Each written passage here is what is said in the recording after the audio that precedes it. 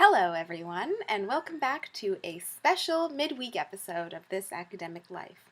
I am your trusty host, Lucia Lorenzi, and today I want to talk about something, I guess a little bit dramatic. As a lot of the things I talk about on this channel, it has to do with feelings, because I seem to talk about feelings a lot on this channel, mine and those of other people. That is feedback. And I thought that I would make this video right after I received feedback because the feelings are still fresh in my heart. So, I just received feedback on my prospectus. And the prospectus, if you're not familiar with it, is basically a draft document or a proposal for your thesis. Generally, they're kind of short, maybe 7 to 8 pages, and the goal of the prospectus is to outline the argument and outline all of the chapters that you're going to be writing. As you can imagine, a blueprint for a very large project needs to be pretty clear. And even though I've been working a lot on it, I've still gotten more feedback on it to kind of get through the final hurdle towards getting it approved and finally being a PhD candidate, which is really exciting for me, and I'm really excited that I'm almost there, just a little bit left. So, what I wanted to say, and this will be a short video, is that the reactions that we get to feedback can kind of run the wide emotional range. Some people tend to get really quiet and they don't really want to talk to anybody. Some people tend to be really angry, and some people, like me, cry. So I got my feedback and I had this immediate rush of tears, and intellectually I know that this feedback is not a reflection of me personally. It's a reflection of my work, and feedback is designed to help you to make your project better. It's not to criticize your project for not being good enough, and in fact, given how busy faculty members are, the fact that people give really detailed feedback is actually an incredible gift, in that they want our work to be better. And these people are on our side. But nevertheless, no matter how kindly worded the criticism, it can still feel really like, a little bit of a stab in your heart that you didn't quite get it right this time. So, what do? I cry for a couple of minutes or an hour, and maybe I'll go eat some chocolate later or have some ice cream or do whatever it is I need to do to take care of myself because I'm feeling ever so slightly bruised, which is normal, right? I mean, it's people who don't respond at all to feedback, I think are an anomaly, even though they outwardly present as if everything's fine. So, accepting the feedback and being okay with whatever our emotional reaction to it is. The second thing to remember is that no matter how we emotionally react, negatively I mean, whether we're crying or we're angry or we're frustrated or we, are really pissed off about it, that doesn't change the fact that we actually have to do the work of revising or rewriting, be it an assignment, a journal article, a prospectus, chapters of a dissertation. The list goes on and on and on as to the things that we can possibly revise. So, to acknowledge that we can have those feelings. The second thing to know is that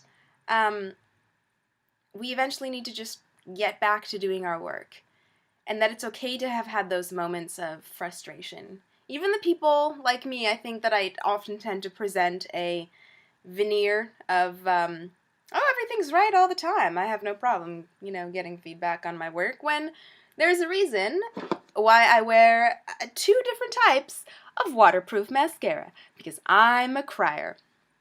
So, have the feelings, it's okay, and then eventually realize that we need to go back and do the work.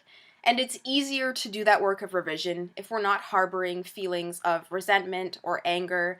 And I think more dangerously to the process of revision when we harbor feelings of unworthiness. When we think we're not good enough, our work isn't good enough. Because the difference between us being good enough and our work being good enough, sometimes that line is a little bit blurry, especially when you love your work.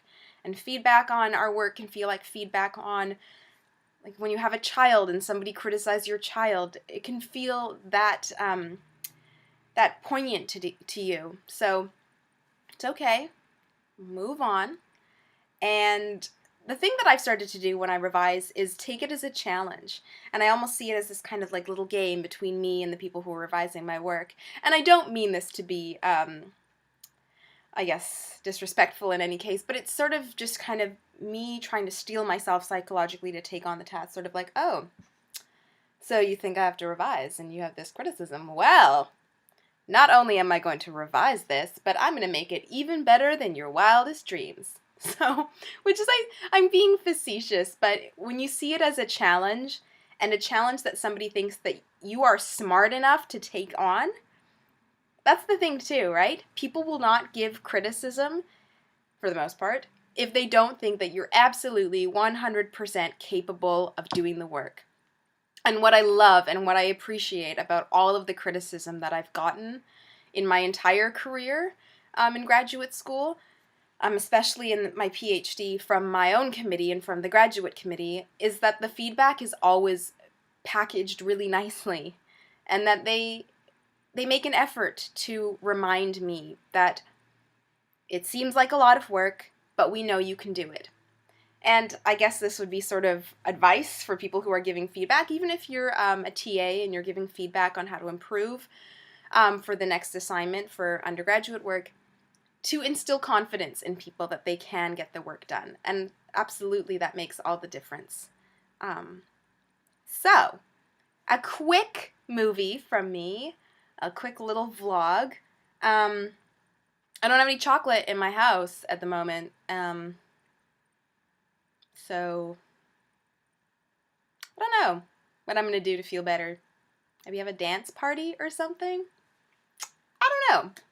But most importantly, I'm going to go start plotting how I'm going to revise my paper. So hopefully this has been helpful. I know we can take our work really seriously, and sometimes it's hard to see other people taking it lightly, but I most certainly don't take it lightly. It's just about putting our feelings and our responses in perspective. So, I will see you soon, hopefully, in another video, and I hope you all are having a great day. Bye! There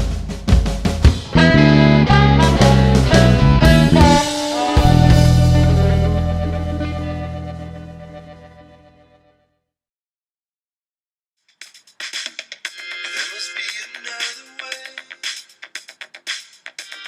When she's gone to a better place, and loneliness will hurt you if you can't get through the night.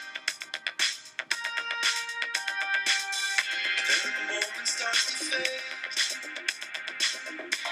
and dawn is just an hour away.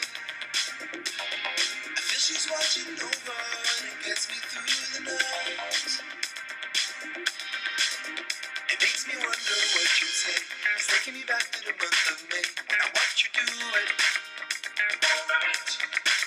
I'm thinking back to what we shared. In many ways, I'm already there, and I watch you do it.